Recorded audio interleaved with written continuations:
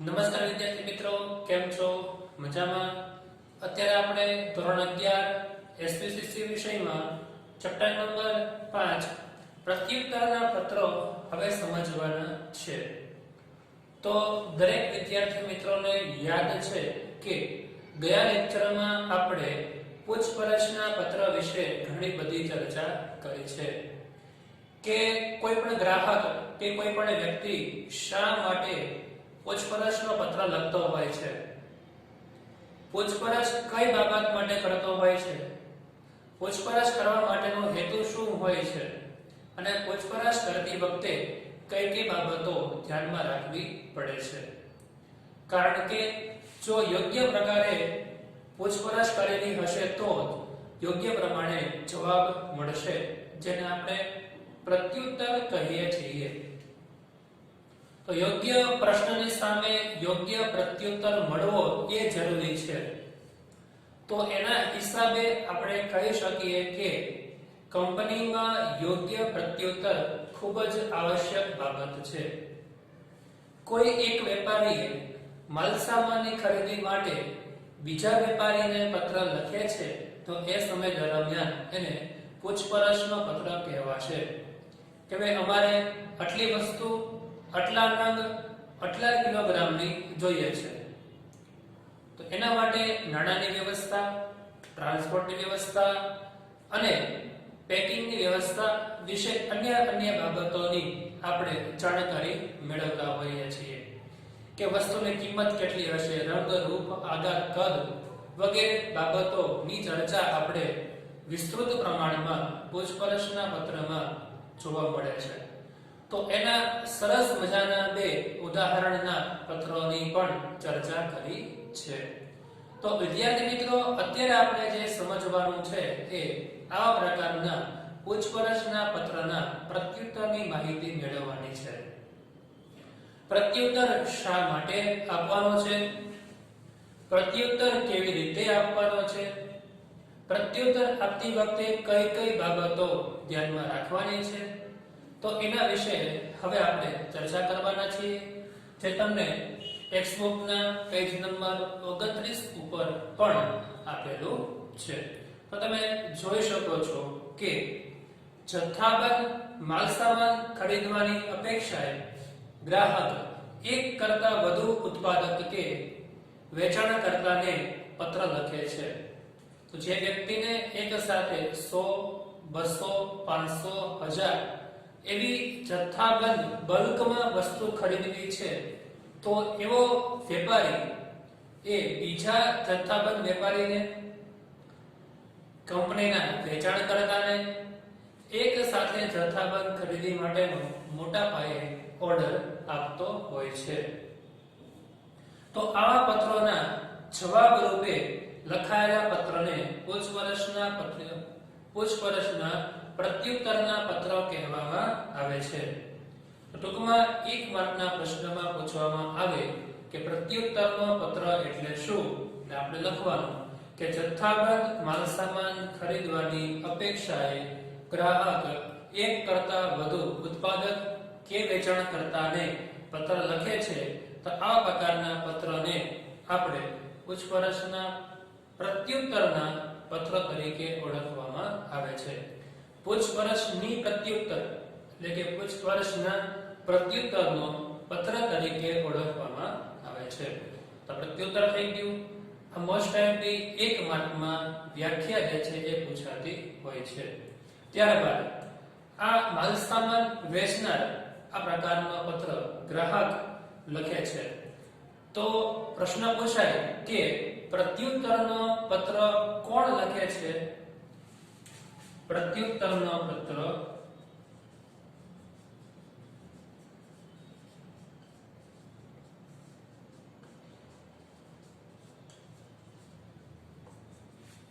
તો આપણે જવાબમાં લખવાનું છે કે જે પૂછપરછ કરવામાં આવી હોય તેનો યોગ્ય પ્રત્યુત્તર આપવા માટે આ પ્રકારનો પત્ર ગ્રાહક લખે છે.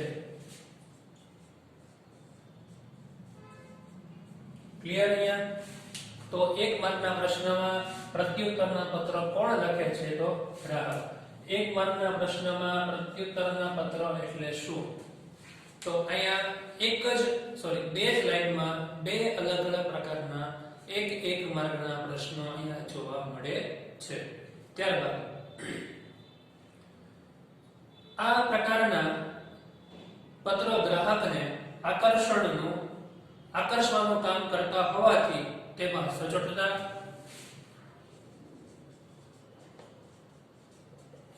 બીજી વસ્તુ કીધી છે આપણને ત્વરિતતા,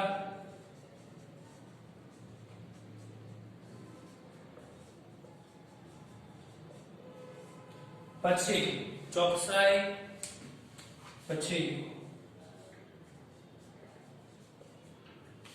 વસ્તુની માહિતી મુદ્દાસર, પ્રતિભાવ અને ધંધાકીય કોને દર્શાવવી જરૂરી છે. કારણ કે આ પ્રકારના પત્ર કોને લખવામાં આવે છે? તો આ પ્રકારના પત્ર જે છે એ ગ્રાહકને લખવામાં આવે છે.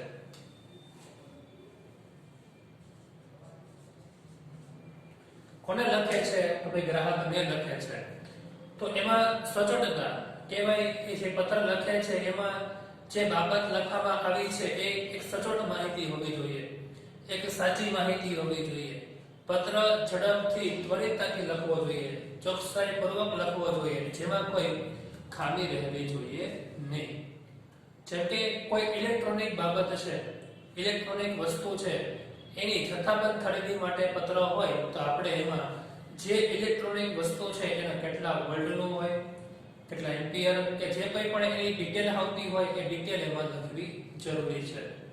કોઈ કબાટ છે, ફર્નિચર છે તો એમાં માપ સાઈઝ હોય તો માપ સાઈઝ હોય, વજન હોય તો કેટલા કિલોગ્રામ છે. તો એવી જે માહિતી આપે છે એ બધી માહિતી સચોટતાથી, ત્વરિતતાથી, ચોકસાઈપૂર્વક અને મુદ્દાસર પ્રત્યુત્તરના પત્રમાં હોવી જોઈએ, જેથી કરીને જે વ્યક્તિ પત્ર મેળવનાર છે એને સંપૂર્ણ 100% સાચી અને વ્યવસ્થિત માહિતી મળી જાય એટલા માટે. તો આ પહેલા પેરેગ્રાફની વાત કરી. હવે આપણે જોઈએ બીજો પેરેગ્રાફ. જ્યારે કોઈ પણ પેઢીને કોઈ પણ બાબત અંગે પૂછપરછનો પત્ર મળે ત્યારે તેને માલસામાન વેચવાનો ઉમદા તક મળે છે. જેમ કે કોઈ એ નામનો વેપારી છે, એને આ બી નામના વેપારીએ પૂછપરછ કરી. પૂછપરછનો મતલબ શું થયો કે આની પાસે એક તક છે, એ ગ્રાહક આવ્યો છે. તો કોઈ વ્યક્તિને ખરીદવું હોય તો જ પૂછપરછ કરશે ને, તો આમને તો કઈ કરવાના છે નહીં. આપણને કંઈક લેવાની ઈચ્છા થાય તો બે જગ્યાએ પૂછે કે ભાવ શું છે, કિંમત શું છે, વસ્તુ કેવી આવે છે, એ પૂછપરછ કરીએ. પણ ક્યારે? ખરીદવું હોય ત્યારે. તો જ્યારે કોઈ ગ્રાહક વેપારીને પૂછપરછ કરે છે ત્યારે એની પાસે એક તક છે કે એ ગ્રાહકને આપણી વસ્તુ જે છે એ પ્રોવાઈડ કરવી. હજી સુધી એને આપણી વસ્તુ ખરીદી નથી, હજી સુધી આપણો ગ્રાહક બન્યો નથી, પણ એને બનાવવાનો છે. આપણી પાસે તક છે કે ભાઈ ઈ આપણી પાસેથી જ વસ્તુ ખરીદે, એ આપણી પાસેથી જ દર વખતે માલ સામાન ખરીદે. તો જે ભૂતકાળનો ગ્રાહક છે, હજી થયો નથી, હવે એને ભવિષ્યમાં ગ્રાહક બનાવવાનો છે. વર્તમાનમાં જે ગ્રાહક આવ્યો છે એને હવે ભવિષ્યમાં આપણો સાચો ગ્રાહક બનાવવાનો છે. તો એટલા માટે આપણે કહી શકીએ છીએ કે આવા જે માલ સામાનમાં જ્યારે પૂછપરછને પત્ર મળે ત્યારે એ વેપારી પાસે, જથ્થાબંધ વેપારી પાસે એક સારી એવી તક મળે છે. તો આ તક વાસ્તવિક વ્યવહારમાં પરિણામે તે માટે વેચાણકર્તાએ જે બાબત અંગે પૂછપરછ કરવામાં આવી હોય તેનો યોગ્ય અને ઝડપી ઉત્તર આપે છે. તો એક બાબત પણ સમજી શકીએ છીએ આપણે કે જ્યારે આ પ્રકારના પૂછપરછની તક મળે છે, પૂછપરછ કરવામાં આવી છે તો એની પાસે તક છે, તો હવે એ તક ઝડપવા માટે એ ગ્રાહકને વર્તમાન હકીકતમાં ગ્રાહક બનાવવા માટે એને જે આપણને પ્રશ્ન પૂછ્યા છે, એને જે આપણી પાસેથી માહિતી મંગાવી છે, તો એ માહિતીને યોગ્ય સ્વરૂપે આપણે મોકલવી એ અનિવાર્ય છે.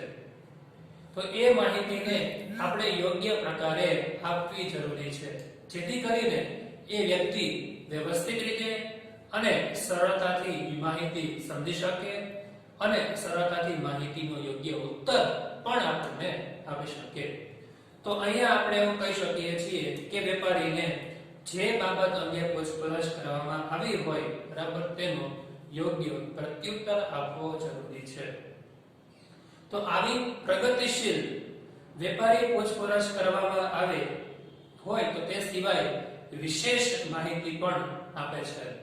તો ઘણા બધા વેપારીઓ એવા હોય, પ્રગતિશીલ હોય, એ હંમેશા નવું ને નવું વિચારતા હોય છે, પોતાના ધંધાનું માર્કેટિંગ કરતા હોય છે.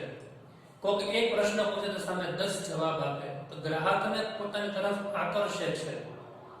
ઘણા બધા એવા ન હોય, તમે પ્રશ્ન અમને પૂછ્યો હોય તો તમને સરખો જવાબ ન આપે, તો આપણો મગજ હવે ત્યાં વસ્તુ લેવા જવા માટે પ્રેરિત થશે નહીં.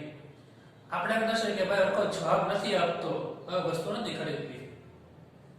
તમે એને ખાલી ભાવ પૂછો, તમને કેટલી બધી વસ્તુ કહી દેશે, તો તમને થશે વાહ સરસ. તો તમે જે પૂછપરછમાં માહિતી આપી છે એના કરતા વધુ માહિતી તમને પ્રત્યુત્તરમાં આપે. તમે ખાલી કેટલોક મંગાવ્યો હોય એટલે તમે ભાવની પૂછપરછ કરી હોય, તમને એ લોકો પેકિંગ, વળતર, ડિસ્કાઉન્ટ થી માંડી બધી વસ્તુ તમને કહી દેશે. તો એવા ઘણા બધા ઉત્સાહી વેપારીઓ પણ હોય છે કે તમે જે મંગાવેલી વસ્તુ છે એના કરતા વધુ પ્રમાણમાં તમને એનો પડતો જવાબ આપે છે, વધુ માહિતી તમને આપતા હોય છે, વિશેષ માહિતી પણ આપે છે. જેથી ભાવિ ગ્રાહક ઓર્ડર આપવા માટે તૈયાર થાય છે, તો આ પ્રત્યુત્તર નો પત્ર જે છે એ વેચાણ પ્રતિનિધિની ગરજ સારે છે.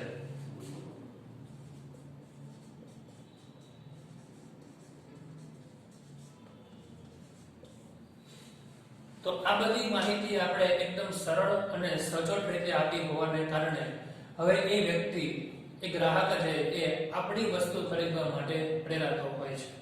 તો આ પ્રકારની વ્યવહાર હોવાને કારણે ખાસ એક માર્કના પ્રશ્નમાં પૂછવામાં આવે છે કે પ્રત્યુત્તરનો પત્ર શેની ગરજ સારે છે? તો પ્રત્યુત્તરનો પત્ર વેચાણ પ્રતિનિધિની ગરજ સારે છે. ગરજ સારવી એટલે શું? તો ગરજ સારવી એટલે કે જેના વતી કામ કરે છે, જેનું કામ કરે છે એ વ્યક્તિ. કોઈ માલિક છે તો માલિક વતી કોઈ કર્મચારી કામ કરે છે, તો એ કર્મચારીની ગરજ કોણ સારશે? સોરી, એ માલિકની ગરજ કોણ સારી કહેવાય? તો કર્મચારી સારી કહેવાય. અને પત્રએ શું કામ કર્યું? તો પત્ર દ્વારા જે કંપનીના એ કોઈ સેલ્સમેન કોઈ ગ્રાહકની દુકાને જાય, કંપનીની બધી જ માહિતી આપે, સમજાવે અને કંપનીનો ઓર્ડર લેશે. તો એ વ્યક્તિ ત્યાં ગયો, એક પ્રતિનિધિ ગયો, કંપનીનો ઓર્ડર લીધો અને પાછો આવ્યો. એના બદલે પત્ર મોકલ્યો, વેપારીએ વાંચ્યો, સમજ્યો અને પછી પત્રને આધારે ઓર્ડર આપ્યો. ઓલે એક સેલ્સમેનની જરૂર પડશે, એની પાછળ ખર્ચ કરવો પડશે, અહીંયા પત્ર મોકલવાથી કાર્ય થઈ જશે. તો આ જે પત્ર વેચનાર વસ્તુ વેચનાર કેવો હોય, એની જેમ અહીંયા વેચાણ પ્રતિનિધિ તરીકે, માર્કેટિંગ મેનેજર તરીકે, બરાબર, આ સેલ્સ મેનેજર તરીકે આ એક વ્યક્તિ આ પત્ર કામ કરતું હોય છે. તો આપણે આ જોઈ શકીએ છીએ કે પૂછપરછના પત્ર શા માટે, કેવી રીતે અને શું નામ છે એના વિશે ચર્ચા કરી. તો હવે આપણે સમજીએ છીએ પૂછપરછના પત્રોના પ્રત્યુત્તરમાં ધ્યાનમાં રાખવા જેવી બાબતો. તો ધ્યાનમાં રાખવાની બાબતોમાં સૌપ્રથમ પહેલું જોઈએ તો પૂછપરછ કરતા પત્રો ઉત્તર લખતી વખતે સૌપ્રથમ પૂછપરછ કરનારે માલસામાન વેચવાની ઉમદા તક મળે છે. તો એ સમય દરમિયાન તો પૂછપરછના પત્ર વખતે જે વેચવા આવતા જે કોઈ પણ અથવા ઉત્પાદક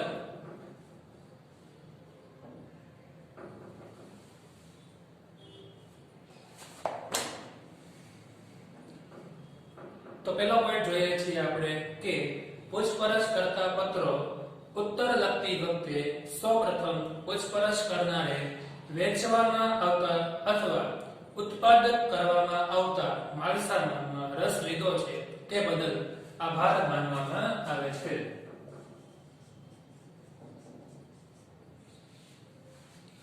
કારણ કે કોઈ વ્યક્તિ શા માટે આપણને જ ઓર્ડર આપે છે, કોઈ વ્યક્તિએ, કોઈ ગ્રાહકે શા માટે આપણને ઓર્ડર આપ્યો છે? કારણ કે બજારમાં આપણી જેવી વસ્તુ વેચતા અનેક વેપારીઓ છે. એ બધા વેપારીઓમાંથી આપણને એ વ્યક્તિએ ઓર્ડર આપ્યો છે. તો એ વ્યક્તિએ આપણી પેઢીમાં, સંસ્થામાં, વસ્તુમાં કંઈક ને કંઈક નવીનતા, સારી બાબત જોઈ હશે. એને કારણે એ વ્યક્તિએ આપણને કોઈ પણ બાબતની માહિતી મંગાવવા માટે વાત કરી છે. તો આપણે સૌપ્રથમ પહેલા એનો આભાર માનવો જોઈએ કે આપના દ્વારા જે પૂછપરછ કરવામાં આવી છે, કે આપના દ્વારા અમારી માલ સામાન ખરીદવા માટે જે અંગત રસ દાખવ્યો છે એ બદલ આપનો ખૂબ ખૂબ આભાર. ત્યારબાદ હકીકતમાં તે ભાવિ ગ્રાહકો હોવાથી તેની સાથે શરૂઆતથી જ વિવેકી અને વ્યવસ્થિત ભાષામાં એટલે કે આપ વલણ દાખવવાની કાળજી રાખવી જોઈએ. એ વ્યક્તિ આપણો ભાવિ ગ્રાહક છે, ભવિષ્યમાં ગ્રાહક થવાનો છે. એટલા માટે આપણે એમની સાથે એક વિવેકપૂર્ણ ભાષામાં, માનવાચક શબ્દ સાથે વ્યવસ્થિત વાત કરવાની છે. અને એની સાથે આપણે આપ વલણ, આપના દ્વારા, આપના થકી, આપને, તો એવા આપ વલણ દ્વારા આપણે એને પત્રમાં શબ્દથી વાકેફ કરવાના છે, શબ્દથી આપણે માહિતી લખવાની છે. તો અહીંયા તુચ્છ ભાષામાં કે જેને આપણે તોછડી ભાષા કહીએ છીએ, સામાન્ય વ્યવહાર કરતા હોય છે એવા વ્યવહારમાં નહીં, પરંતુ એક વિવેકપૂર્ણ ભાષામાં આપણે એને પત્ર લખવાનો હોય છે. ત્યારબાદ બીજું છે, પૂછપરછના પત્રના પ્રત્યુત્તર આપતી વખતે શરૂઆતમાં ગ્રાહકે આપેલા પૂછપરછના પત્રનો સંદર્ભ ક્રમાંક, તારીખ અવશ્ય દર્શાવવા જોઈએ.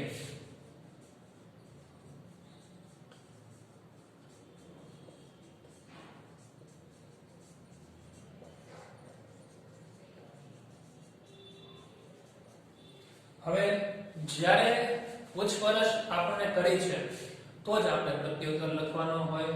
તો જ્યારે પૂછપરછના પત્રના પ્રત્યુત્તરનો જવાબ આપવામાં આવે છે એ સમય દરમિયાન આપણે એમાં સંદર્ભ ક્રમાંક, તમે આ તારીખે, આ સમયે આ જે પત્ર લખેલો છે એના આધારે અમે તમને પ્રત્યુત્તર આપીએ છીએ. ઘણી વખત કોઈ પેમ્પલેટ હોય, ઘણી લેટર પેડ હોય, તો એમાં લેટરનો નંબર લખેલો હોય કે ભાઈ આ નંબરના પત્રના પૂછપરછને આધારે, કે ભાઈ આ તારીખના પત્રના પૂછપરછને આધારે પ્રત્યુત્તર આપીએ છીએ. ધારો કે આજે 5 તારીખ થઈ હોય, 5/1/2021, તો કહી શકીએ કે આપના દ્વારા 1/1/2021 ના પૂછપરછના પત્રને આધારે અમે પ્રત્યુત્તર આપીએ છીએ. તો જેથી કરીને એ વ્યક્તિને પણ ધ્યાનમાં આવી જાય કે આપણે શા માટે, કયા દિવસે પત્ર લખ્યો હતો, તો જેનો પ્રત્યુત્તર આપણને હવે મળેલો છે. તો એટલા માટે આપણે સંદર્ભમાં સંદર્ભ ક્રમાંક અને તારીખ દર્શાવવી જરૂરી છે. ત્રીજું, પૂછપરછના પત્રનો શક્ય હોય તેટલો પ્રત્યુત્તર ઝડપી આપવો જોઈએ. કારણ કે ગ્રાહકને જરૂરી છે એટલા માટે તમને પત્ર લખેલો છે. તો ગ્રાહકને ઝડપથી માહિતી મળશે તો ઝડપથી એનું સોલ્યુશન લાવી તમને ઓર્ડર આપશે, ફાયદો આપણને છે. એટલા માટે ગ્રાહકને ઝડપી પ્રત્યુત્તર આપવો. જો કોઈ સંજોગમાં માલ સામાન પૂરો પાડી શકાય તેમ ન હોય તો તે અંગેનું કારણ બતાવીને પ્રત્યુત્તર આપવો જોઈએ. ઘણી વખત એવું થાય કે કોઈ વેપારી પાસે જે ઓર્ડર આવ્યો છે, પૂછપરછ કરી છે એ મુજબનો માલ સામાન ન બનાવતા હોય, ન ઉત્પાદન કરતા હોય અથવા સ્ટોક ન હોય તો ત્યારે એક સારા ગ્રાહક તરીકે, પ્રતિષ્ઠિત ગ્રાહક તરીકે આપણી વેલ્યુ વધારવા માટે એને ઉત્તર આપી શકીએ કે હાલ અમે આવા પ્રકારની વસ્તુનું પ્રોડક્શન બંધ કર્યું છે, એટલા માટે અમે તમને કોઈ પ્રત્યુત્તર આપી શકીએ તેમ નથી, અથવા તો અમારી પાસે પૂરતા પ્રમાણમાં કાચા માલની અછત હોવાને કારણે આપને વસ્તુ પ્રોવાઈડ કરી શકીએ તેમ નથી, અથવા તો અમારી પાસે પૂરતા પ્રમાણમાં ઓર્ડર હોવાને કારણે બીજો ઓર્ડર આવનારા સમયમાં આ તારીખ બાજુ આપવાનો હોવાથી તો એવી રીતે તમારે જે અગવડતા છે, પ્રોબ્લેમ છે એ જણાવી અને એની માહિતી તમે આપી શકો છો. આમ કરવાથી પૂછપરછ કરનાર ગ્રાહક પર એક સારી છાપ ઊભી થાય છે.